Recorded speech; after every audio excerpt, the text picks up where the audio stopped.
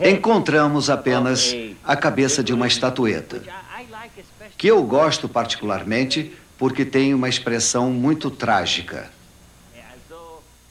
como se marcasse as tragédias da humanidade em seu rosto. Eu não posso pensar nela como sendo uma Asherá.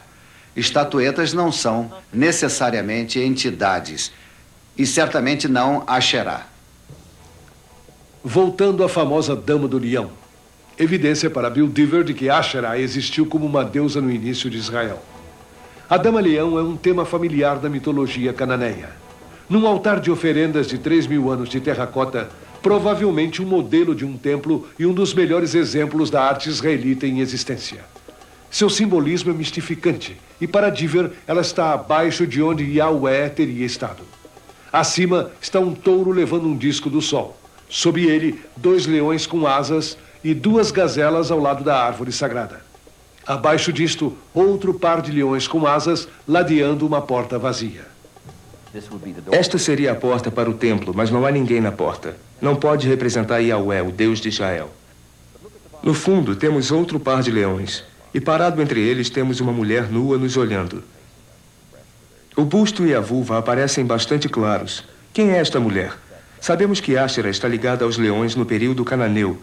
E se perguntarmos quem é esta estatueta feminina em um pedaço de arte israelita, temos que responder: é Asherá, a Dama do Leão. Demonstra que o culto a Asherá existiu não no final da história de Israel, mas no início.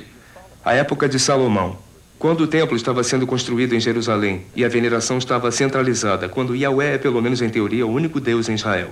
Mas aqui está Asherá, que é a companheira de Yahweh. Ela não deveria estar aqui, mas está. Não vejo objeção em compreender que nestas inscrições temos uma verdadeira deusa. Acho que toda a evidência é a favor. Por que não? O arqueólogo israelense Mihai Mazar tornou as origens cananeias da antiga Israel sua especialidade. A entidade feminina é a entidade mais antiga conhecida para nós. Se olharmos para trás, 6.000, 5.000, 4.000 anos antes de Cristo.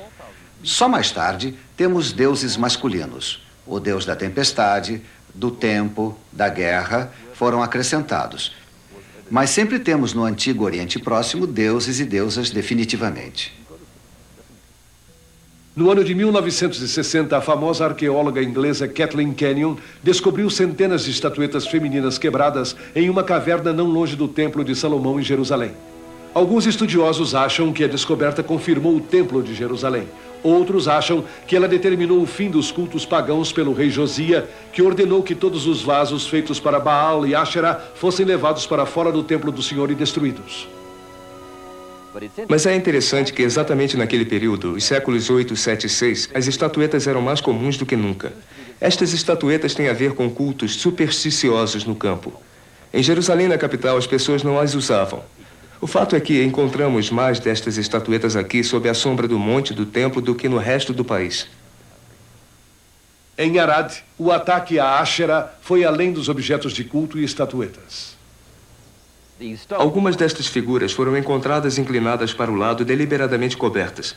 Um dos motivos que os santuários locais foram abolidos foi porque estavam ligados ao culto de Asherá, que naquela época começava a ser um anátema aos reformadores, profetas e sacerdotes.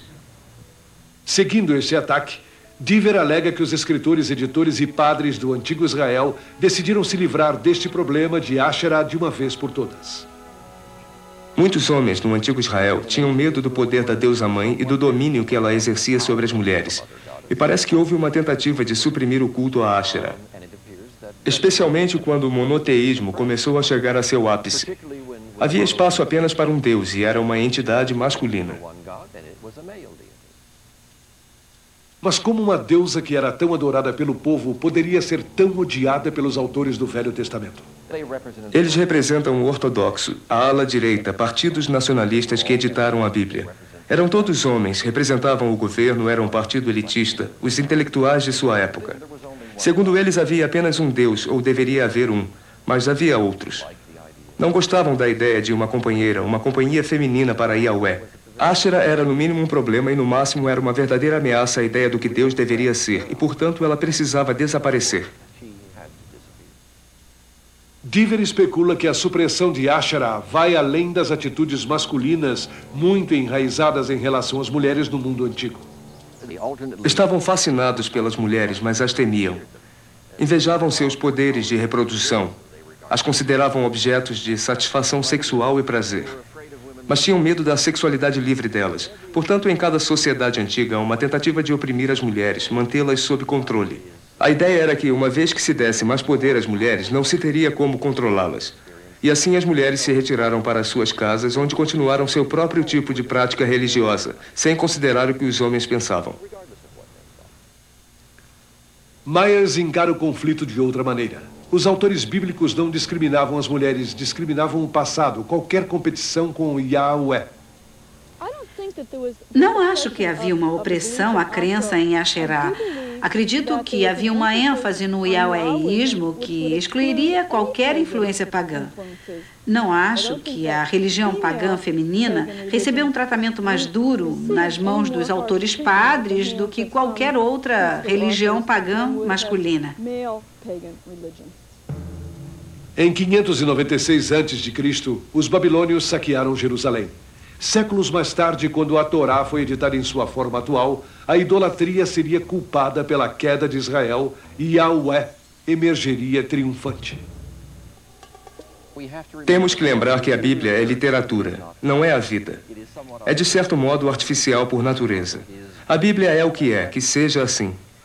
É importante lembrar que a Bíblia sofreu mais nas mãos de seus amigos do que nas mãos de todos os seus inimigos reunidos.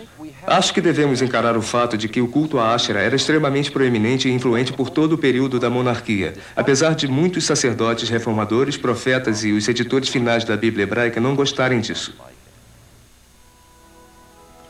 Quando o assunto é religião, crenças antigas não morrem facilmente. Talvez nos rostos inocentes dos santos, Asherah, a deusa proibida, viva. Na Idade Média, milhares de anos depois que Yahweh escondeu a deusa-mãe, uma seita judia mística introduziu uma nova entidade chamada Shekinah na literatura judaica. Concebida como o espírito ou a presença de Deus no mundo, Shekinah parecia introduzir uma ponte feminina entre o distante e proibido Yahweh do Antigo Testamento e seu povo. Realmente, Shekinah era algumas vezes chamada de a noiva de Yahweh.